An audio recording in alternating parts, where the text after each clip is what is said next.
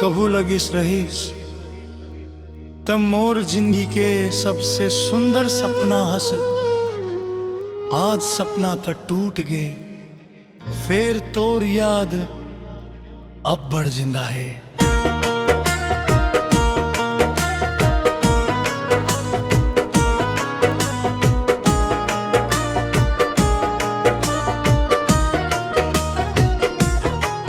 अब यहाँ नहीं है तोर हंसी के आवाज, सुनसान हो गए मोर दिल के हर राज।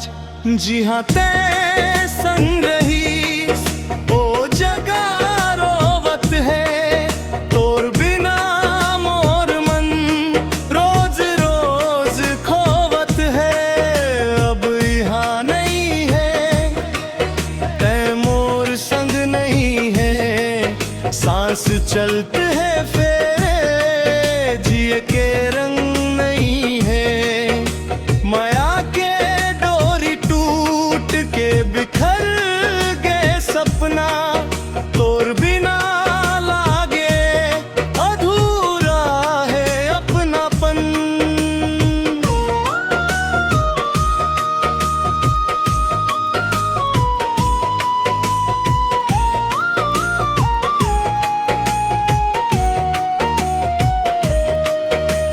बरसत पानी मन खो जाव तोर परछाई, हर बूंद मन दिखत थे मोला तोर अंगनाई। रद्दा रद्दा मन तोर नाम लिखे रही थम, आज वही रद्दा मन अकेला भटकत हम। काबर छोड़ के गए एक घलो नहीं सोचे, मोर जिंदगी ला अधूरा कर डारेस। मुखरार दो है तोर हंसी के आवाज, सुनसान हो गए मोर दिल के हर राज। तोर बिना रात भर निंदिया घलोवैये, हर धड़कन तय तय कहीं के मोला सतावैये।